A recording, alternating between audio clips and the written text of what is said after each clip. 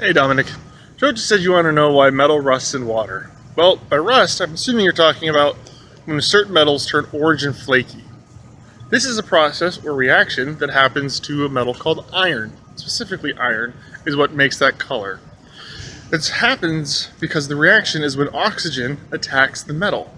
Now this attack can only happen in the presence of water, which is why you mostly see it happen when metal, iron things, steel and chains and Titanic, get dropped into the water. Now this process needs water to happen, but it also needs some other things, which is why in salt water, things rust and break down even faster. Now, I don't know if you know, but the air all around us is full of moisture, which is water. That's why things can rust even if they're not underwater, but they're just sitting outside. But you notice it doesn't happen as fast as if they're actually in the water or in salt water. So hopefully, I'll be able to show you a couple of little demonstrations in this next video, and I'll be able to highlight what's going on. Now, other metals don't rust like iron does. They have different properties. They will either turn white and not orange, or they won't react to whatever's going on at all. So you're going to see that there are a couple other things. So, let's see. For example, copper turns green. It forms a shell called a patina, which is sort of like rust, but it stops. It actually protects the metal instead of hurting it. And things like aluminum, well, it's really hard to get a reaction out of that with just water, which is why your Coke cans are made out of aluminum, and you almost never see rusty Coke cans. You'll see soup cans because they're made out of steel. Now, what I've got is a stuff called steel wool, which is iron or steel that has been spun and stretched out into little tiny threads that are thinner than your hair. The hairs in your head, this stuff's even thinner, but it's still pure metal, pure steel, iron, and steel.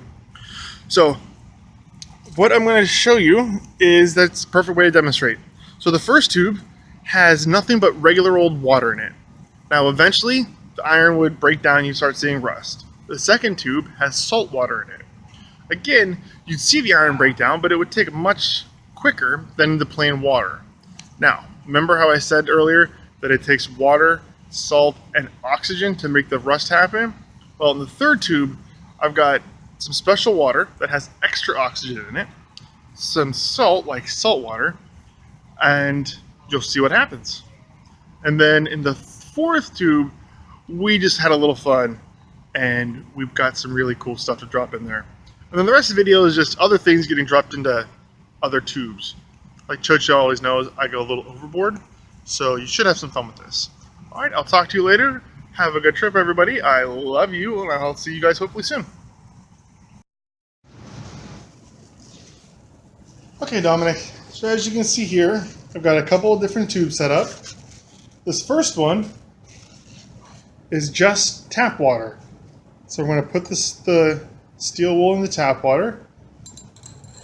And as you can see, not a lot of reaction. Now, given enough time, that would eventually start to rust and break down, but it would take days or weeks before we see anything. Frankly, we don't want to wait that long. Now, remember how I said salt water makes it break down faster and you get rust faster, like on Titanic? Well, let's put a little bit of steel, the iron, inside the salt water, and no reaction right now. Now, given time, the salt water would have rusty stuff forming much, much faster than the regular tap water, but if they would both make rust eventually. But remember how I said that it takes oxygen and salt and you expedite the process? Makes it go faster, much faster? Well, I happen to have some special water that contains extra oxygen.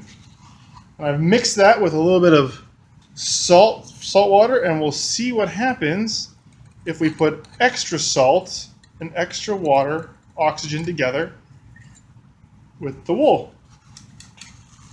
Oh, as you can see, it's already starting to bubble. There you go.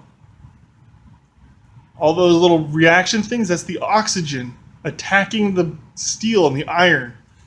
You see the color coming off already? That's what we're looking for. Now, in this tube, ooh, that's spilled. Okay. In this tube, now, always safety first. I've got my big rubber gloves on. We're going to have that same salt and that same special water that has extra oxygen. But this time, we're going to add a very strong acid known as concentrated hydrochloric acid. Now this is going to react much faster because it's got all kinds of special properties. But this one will not just make the steel rust, it'll actually dissolve it completely. Like when you put sugar in your tea, the sugar goes away. Look how fast that's going. That is steel, iron, and it is just being eaten away like nothing. Now, when I said this stuff was strong, I'm not kidding. But because that acid is only working to eat the steel because of the presence of the salt and the extra special water. So what I've got here is it's got some regular laboratory water. It's got nothing extra in it. It is just pure water. I told you this stuff was strong. I'll show you how strong it is. See if you can see that. Right here, it's actually fuming. There are fumes coming off. Let me see if I can make them happen a little more. Anyway, if you can see it, it's fuming hydrochloric acid. Very strong stuff. So I'm going to put that into the water. And for future reference, you always put acid into water. Not the other way around. Because if you put water into acid, there is a very good chance that it'll have a very violent reaction that's not good. So, we're going to take that same wool, steel wool, and we're going to put it in with just the acid and the water.